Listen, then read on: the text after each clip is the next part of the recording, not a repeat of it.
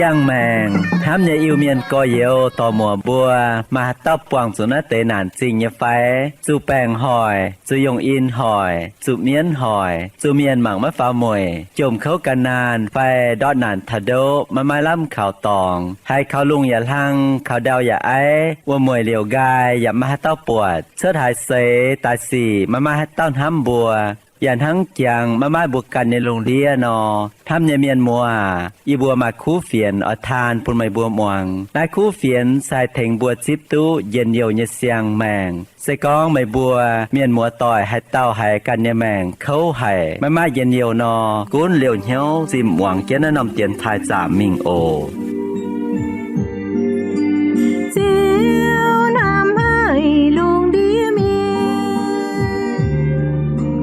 thế qua chén nên nhẹ quê dìa ta yếm nói nòm phàm kinh gieo man phiền luôn địa miên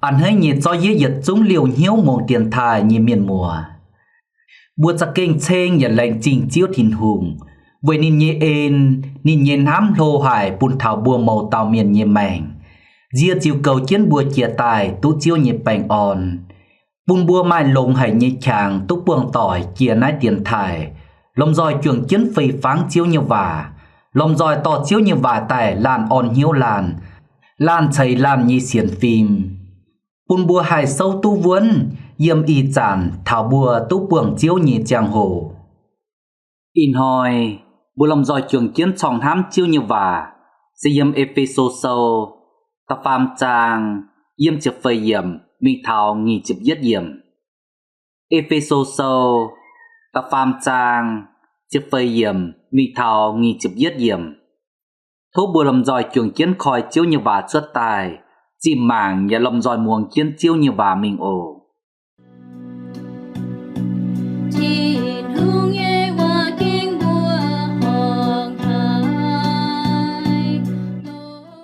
quê nái yếp quê diệt giang tia như giảm hiền yếm tin tòng sao yếm pàm kên mai cún hai phình hai nhung miền con tia với chiều vả sẽ yếm giang tia với chiều xuất tài yê thốt giang tia ấy nín lô hải nhê tôm giang làng lồng nín nhê sinh linh xây chá bùn mây bùa nhê hiếu của nhùa hến chia tài ya thốt kỳ tù quê chu mây bùa xiên nín yếm mây bùa nhìn hiếu của nhùa thốt bùn mây bùa hám nín dàn hám miền tháng dìa dùng chàng tú vươn nò tháng này mây bùa chiều mày chá sao yết chúng xiên nhì miền hai mình bè kỳ tù hám miền nhìn hiếu đồng hải cháng đồng hải đáo đồng hải làng đồng hải đồ yết thốt giảng tìa bùn mây bùa mình bè kỳ tù hám mây bùa đồng hải chám mai cún mai hải tàu hải hiếu tụt dình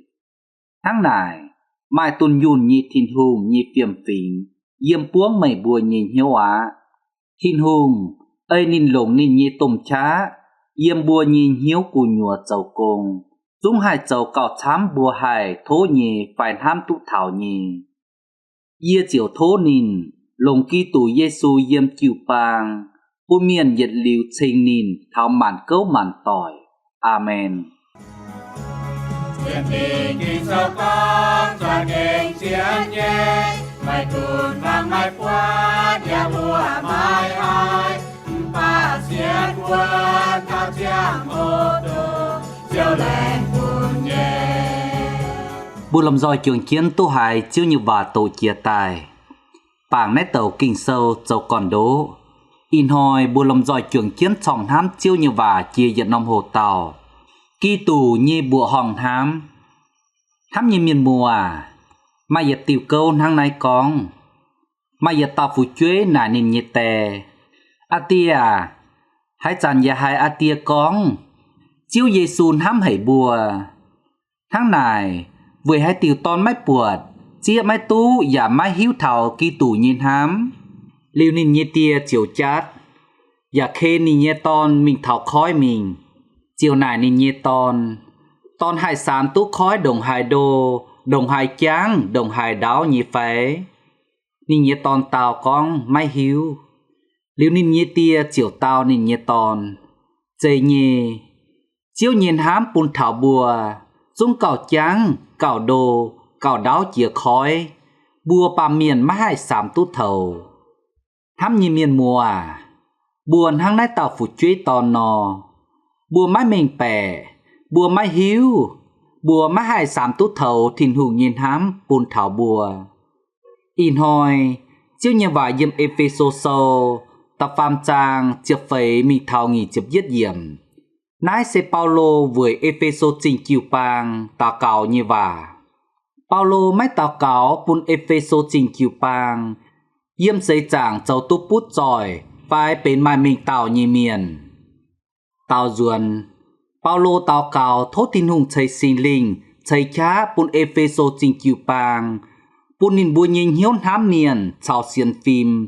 tháng diệt dùng tài hải sâu tu vuốn mái tan bùa này Paulo và với Epheso trình chiều pang bùn nhìn bùa mai chiếu xin linh cún kiến nhìn bùa nhìn mèng bùn nhìn bùa chiều hành hám túc buột thảo kỳ tủ nhìn hám đồng hai đáo đồng hai rang đồng hai đô tháng này nhìn bùa yếm nái xây chàng chiều mai tuôn yun như thiên hùng như phiềm phình yếm buông dành nhìn bùa nhìn hiếu Paulo với Epheso trình chiều pang ta cáo nét tế vả mái tan khung bùn thảo Epheso trình chiều pang háng và phìn háng như bùn thảo bùa y chán hồi tông nhiệt dũng xiển chiếu nhì miền con thảo kỳ tủ như bùa hỏng hám bùa làm giỏi trường chiến trọng hám chiếu như vả chìa nên nòm hộ tàu chìa bia kìn tí nhất kìn sẽ con bùa oi mình bẻ thảo kỳ tủ như bùa hỏng hám nò bùa oi chủ chát càn dìa yếm tàu cào như chàng hồ chiếu như vả chụp phấy chụp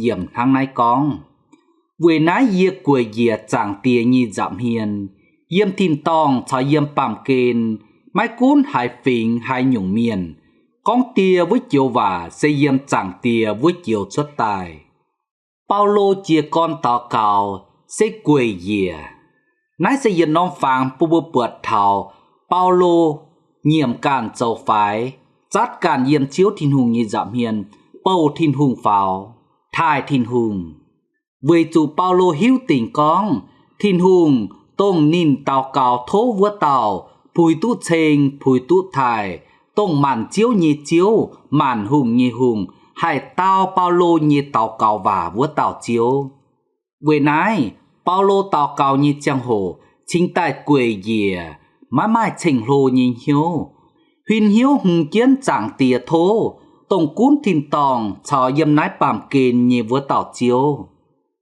hám như miền mùa tông bùa yếm tàu cào như chang hồ bùa oi chủ chát bùa càn dìa nhiệm bùa càn châu phái vượt thảo bùa mái chỉ tú phùn như miền mùn hiếu như tàu cào liu hiếu như tàu cào vua chản bùa chiều tú buồng chiếu vua chản bùa chiều hiếu tú chiếu như chợ ấy vua chản bùa chiều vượt thảo kỳ tủ nhìn hám bùn thảo bùa tàu cào sẽ bùa tút sao chàng tia thiên hùng con vả mái giấy tỏ bùa hiếu nhì phải tông bùa chiêm chủ nhì bùa con bùa chiếu liều áp chiếu dầu ấy bùa tàu cào sẽ bùa con bùa chiếu hiếu chiếu nhì chợ ấy và bùa chiếu nhì chợ ấy cún cầu bùa nhì mảnh tông bùa chiêm nhì tông bùa thố nhì bùa hiếu và xiên tình con chiếu mày chợ ấy lồng hải bùn thảo bùa với chủ chiếu hám hải bùa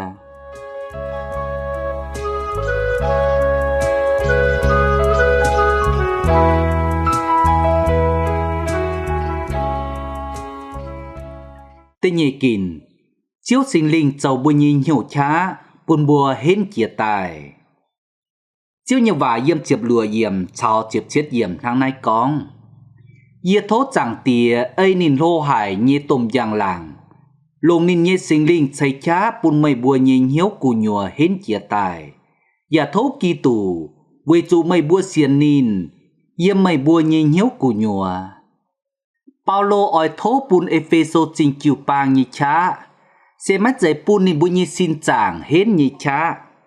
Tổng Paulo thố nhê, xe oi pun Epheso trình kiều pang nhê nhiếu mải chá hến kia tài. Nái nhung nhiếu nhê chá nhê còn đố, sẽ yếm chiếu sinh linh. Chiếu sinh linh sẽ châu còn đố, yếm Epheso trình kiều pang nhê nhiếu nhê chá. Và phìn háng nhê châu còn đố, y chán hỏi, thênh bùa, bùn bùa mà nhiều chá.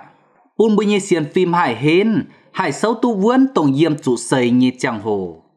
Bùa chiều mai bùa nhê chiếu Giê-xu Ki-tù chào bùa yếm, châu bùa nhê nhiếu nhê chiếu, cún cầu bùa nhê mảnh, tỏ bùa, và coi hiển bùa. Bên xiang chơi tài nhê miền, tú chào thiên hùng họp nhiếu. Chiều hai mình bẻ thảo chiếu thiên hùng nhê bùa hòng hám. Hám nhê miền mùa, sẽ con bùa nhê mảnh, bùa khói nhiếu, chíp chiếu bịa tài, yếm bùa nhê nhiếu, yếm bùa nhê mảnh. Và pun chiếu châu chiếu cún cầu chiến bùa. Chiếu háng bèo chiếu cầu chiến bùa nhê mảnh, cầu chiến bùa nhê nhiếu. Chiếu oi phiêu dình bùa nhê nó nòm mảnh nhê béo. Hai nhung lô nhê mái bến, mái hai lồng tu nhê oi chó quảng. Điều oi mái xiang nhê yết chúng tài tròn kiến bùa nhê nhiếu. Bên dưới nhê, khu yếm nhê béo. Điều chiếu giả má oi bịa bùa nhê nhiếu, bịa bùa nhê mảnh tài yếm tảng bá, háng khẽ miền háng. Chiếu oi bịa tài, châu bèo chiếu yếm bùa nhê mảnh. Cún cầu chiến bùa nhê mảnh, yết liu yết xây. Hám nhê miền mùa à, thố cha mảng cá bùa cản nhê xin nè nòm béo. Mảng cá bùa mải chiếu tài châu chiếu cún cầu chiến bùa nhê mảnh mẹ phái. Mải chiếu yếm cù nhùa bùa nhê nhiếu phiêu dình bùa nhê mảnh mẹ phái. Phái bùa nhê nè nòm béo chả kênh lại lốp hải, khung là pháp. Khung mải buông liều nhê xì, châu mái trình dình, châu mái luân hỏng nhê xì, bài miêu phàng, buông phát, làn rong làn tên vinh vang, danh trà, bó trà, mùi chia, danh châu lô, bún gói châu chia quản, hàn miên, tiếu quyên, cắp chốn châu vải xỉ lô hải. Sẽ con bùi nhê mảnh, bùi nhê hiếu, khung mai nát tê là pháp tài đuôi chiến nò. In hỏi tu muồng hải chiếu như vả liều, cán khói kèng, bùn chiếu bịa tài, bùn chiếu có hiển bùi nhê mảnh, phiếu bùi nhê mảnh trình dình tài. Bùn chiếu chó tông ai chăng vất tê là pháp choi quảng mình. Liu mai lông nhê, chài nhê cả nái tại tròn kiến bùi nhìn hiếu. Xê mày hiếu hám miền, mày diền diều, mày bèng on, mày nổi, mày hiếu khó liền miền. Châu lông nhê xỉ, mày chiếp chúa nhìn hiếu, châu hiếu xuẩn, hải cún tú càn. Xê con bùa mày nát tê ruồi hải, chài hải nhê cả nái tròn kiến bùi nhìn hiếu. Và mày chiếu xì linh yếm kiến bùi nhìn hiếu nò, bùa chiều mày hiếu chá, xiên vuốn chiếu thiên hùng à. Lệnh trình bùa lồng dòi trường kiến chong hám chiếu như vả thảo nái. Đảng bùa anh chong hám kiến chiếu như vả mình. Bùa lồng dòi trường kiến muồng như tiểu dung tranh chiếu đảng ổ.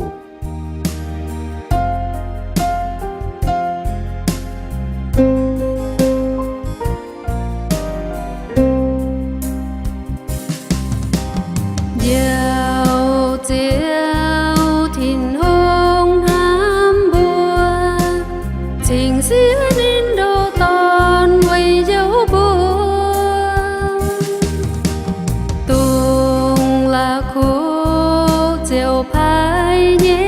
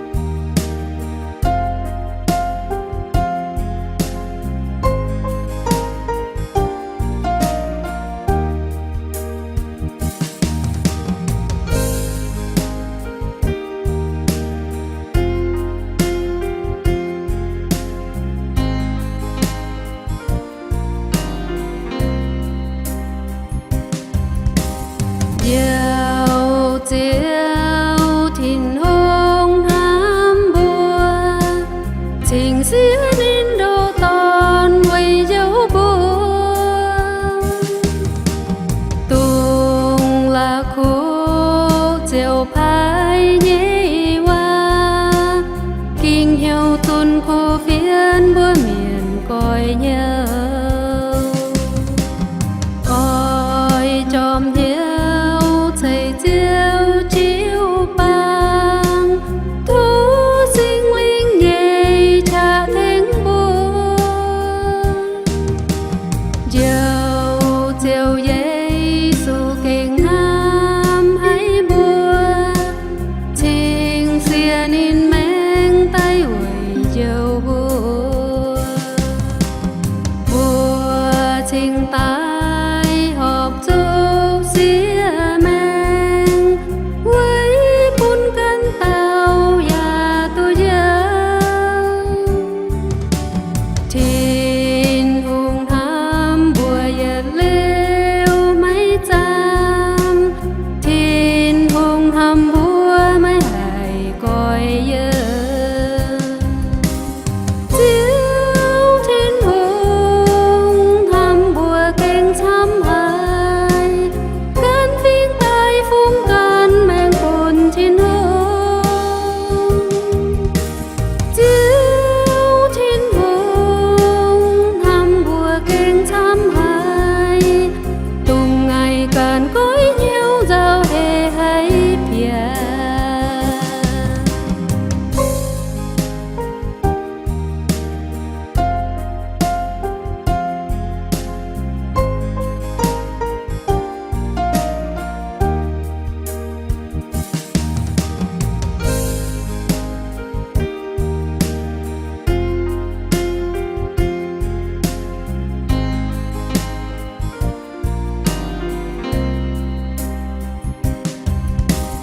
chiếu trên hùng ham bùa kênh xăm hai cán phiên tay phung can mang cồn trên hùng chiếu trên hùng ham bùa kênh xăm hai tung ngày càn cõi nhau giao hề hay phía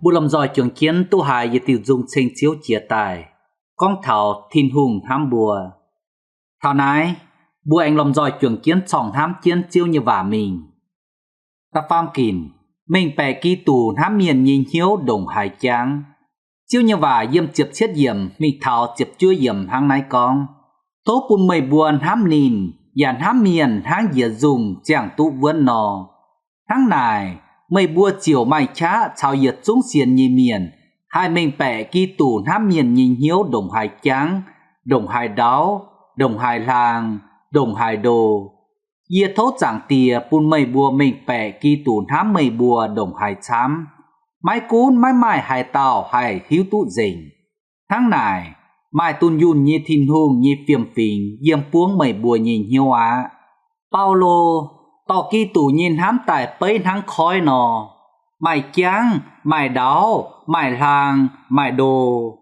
cháng sẽ bấy thảo kỳ tù nhìn hám bùn thảo mạn miền đáo sẽ con thảo kỳ tù nhìn hám bùn thảo tỏi tỏi làng sẽ con thảo kỳ tù nhìn hám bùn bùa hại mình tút thảo thìn tòng anh mày đồ sẽ con thảo kỳ tù nhìn hám vô thảo tông ai hay với diệm miền chiếu như vả và bùn bùa hiếu tu con yếm bùa pàm miền bùa má mai hải tàu hải sám tú và má mai hải tàu hải hiếu tu dình tổng chiếu kỳ tù nhìn hám yếm sinh dung sâu yết bé phà chếp chúa chiếu hiếu tu nhung nhung và yếm nòng nòng tòng bùn bùa bượt thảo chiếu thiên hùng xê đồng hải nhì bùa hòn chiếu thiên hùng xê đồng hải nhì nần chìa chiếu nhìn hám và tháng nải nò chiếu như vả yếm sinh dung sâu yết bé phà chếp chúa tháng nải con ố chiếu à mày cha mảng yê và hiếu yê yết chuối yê phải chia xin mày hiếu nhê mày yếm cô nhê tòng hiếu tu yê nhê hiếu hám nhê cháu yê bịa chuốt phải bùi yê mày mảng muộn nhê và hiếu thầu yê sầu nhê yết chúng cháu Ô chiếu à, yếm mấy cảnh con xuất diệt chiều và mày chúng hiếu dĩnh mẹ. Mày yếm như dạp hiên mệnh chào như gà hát gang. Và lồng mày như bùa man chiến dìa. Mày đồng ná hiếu dìa, dìa kênh bùa hòn hải.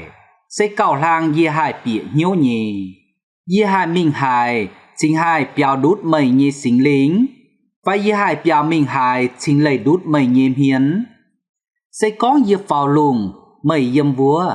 Sẽ có như dìa yếm kênh, mày giả yếm vua. Sẽ có như đại mình bàn hoi xuất như tỏng. Và yếm vua bùng chỉ khói. Mày chúng yếm vua tỏ dìa. Và yếm vua thình dìa. Sẽ có dìa con. Thốt bùn hoàng thóng chiến dìa. Bùn vui còm dìa như giang thiếu bền lùng muôn chản. Vui mày nó liêm hoàng và mái chém hoàng. Lùng muôn chản và đồng lùng hoi chản giang. Vui mày á hoàng sen háng giang. Mày chơi dìa yếm cù nhùa như nhung nhung. Yếm ma như cả xìa mày cắp dìa tài. Dìa chênh mày, với chú mày chơi dìa xuất tài phây phụ hải, bùa hòn hải. Mày châu nhung nhung chắc kênh phây phụ hải. Dìa nhìn hiếu chiến chiến hiếu tú. Thám như miền mùa à. Yếm nét tàu sinh dung sâu. Bùn bùa bượt thảo bùa xiên như chiếu thiên hùng đồng hải nhiên hồ, đồng hải nhiên nần chìa. Thiên hùng nhiên hám bùn thảo bùa dàn hang nải nò. Bùa béo mình hài và béo mái đút thiên hùng nhiên hám. Mái cuốn bùa pháo lùng và dễ yểm kênh. Mình bọn họ chuốt bùa bùng và mình bọn họ đót bùa bùng. Giật xuống chiếu nhiên hám yểm vua. Tháng này bùa mai hai tàu anh cam con. Bùa mái tu thiên hùng hám bùa phế. Tổng bùa mai như nhung nhung. Giật xuống sẽ thiên hùng nhiên hám bùn bùa. Nái sẽ Paulo ỏi Epheso trình chiều bang. Màng tốt bùa nái nhung kỳ tủ nhiên hám. Và phìn háng nhê chiếu nhờ vào ỏi bùn bùa. Y chàn hồi chẳng chiến nhê miền. Bùa bùa ỏi chủ bượt thảo thiên hùng nhiên hám bùn thảo bùa.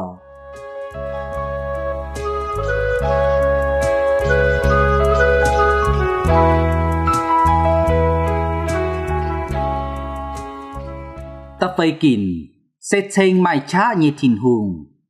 Chiếu nhờ vào yếm nghỉ chiếp yếm chào nghỉ chiếp yết yếm tháng nay con. Thiên hùng ấy nín lồng nín nhê tôm chá yếm bùa nhê hiếu cù nhùa chầu công. Chúng hai chầu cào chám bùa thố nhê phải buồn hám tú thảo nhê. Yê chiều thố nín lồng kỳ tủ Giê-xu yếm kiều bang. Bùa miền nhiệt liu chênh nín thảo màn cấu màn tỏi. Paulo nhê tàu cao và xét muội chênh chiếu thiên hùng. Và xiên con chiếu thiên hùng hai lồng nín nhê tôm chá. Hình Epheso trình kiều bang. Bùn nín bùa mai nhiều chá. Mai xiên phim. Hai châu cào chám tông nín bùa thố phèn hám tú thảo nhì. Và thố chiếu thiên hùng. Lồng chiếu Giê-xu Kitô. Bùn Epheso trình kiều bang. Yết liu nhiệt chênh chiếu thiên hùng. Paulo nhiệt tàu cao và. Và phìn háng nhiệt bùn thảo bùa y chàn hồi. Bùn bùa ở chủ chênh thiên hùng nhiệt tôm chá. Và mai buồn ánh thiên hùng nhiệt giang làng. Háng Epheso trình kiều bang nó. Bùa giả xiên tỉnh con. Chiếu thiên hùng như tôm chá yếm bùa màu tàu miền như mảnh chầu công. Bùn bùa hai chầu tút chàng tổng bùa thố như. Với chủ bùa xiên như chiếu thiên hùng. Sẽ chầu chám nhung bùa hòn xỉ như chiếu. Chiếu thiên hùng mái tan khung nín càn chầu bùa hòn như xỉ háng.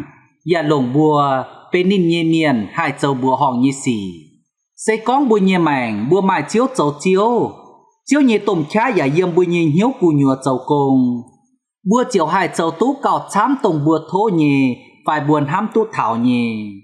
Tổng Epheso trình kiều bang châu nhì. Phải in hoi bùa yết xuống châu nhì. Sẽ chuồng yết nhung công châu háng. Sẽ yết xuống ỏi bùn chiếu như bùa tú giang làng. Tú chênh tú thải. Hám như miền mùa. Paulo tao cao với Epheso trình kiều bang. Và phìn háng nhì tao cao với bùa y chàn hồi. Bùn bùa tú mai nhiều chá. Với chủ mai chiếu xin linh yếm bùi nhìn hiếu. Bùn chiếu Giê-xu Kitô. Cún cầu bùi nhé mảnh. Châu bùi nhé mảnh như chiếu. Với nái yếm hám phải yếm xiên phim. Bùa ở chủ dìa dùng. Ở chủ lô vào tài. Ở chủ sâu tụ vườn. Yếm bùi nhìn hiếu. Ở chủ hiếu thảo thiên hùng nhìn hám. Hiếu thảo sinh tia châu nhé công. Sinh ton châu nhé công. Chào sinh linh châu nhé công. xây con bùa hiếu và hiếu tỉnh nọ bùa chiều hải tráng vươn bùa nhẹ xiên phim mái cuốn bùa yếm nái xây chẳng yếm giang mai chía nhung tài trụ xây nhô bùa chiều mái hai thủy bảo á in hồi bùa trưởng chiến sòng hám chưa như bà con thảo kỳ tủ như bùa hỏng hám xe bùa ở chỗ mai nhiệm càn sát càn như mảnh tao cào ló chiếu tình hùng bùa giờ ở chỗ chíp chiếu xin linh tại chầu bùa nhìn hiểu trá buôn bùa chính tài hai mình bẻ kỳ tủ nhìn hám đồng hai tráng đồng hai đáo đồng hai làng đồng hai đồ bùa chản bùa chiều nắng epheso trình chiều pang nò mai thiên hùng nhây trá hai châu tú nhung nhung tông buồn hám phải thố nhì và mai buồn nhẹ ánh thiên hùng nhẹ giang buôn miền nhiệt liều trên chiếu thiên hùng thao màn cấu màn tỏi in hồi bưng như trang hồ anh dình dịp buồn nái lành trình nhiệt chúng liều chiến hiếu muồng tiền thải thố nhiệt chúng anh liều chiến hiếu muồng tiền thải liều bùa anh túc buồng tỏi chia nái tiền thải ồ thố nần chia nhì chiếu thiên hùng xây phú xây dân nhiều xây bang on buôn nhiệt chúng muồng tiền thải như miền mùa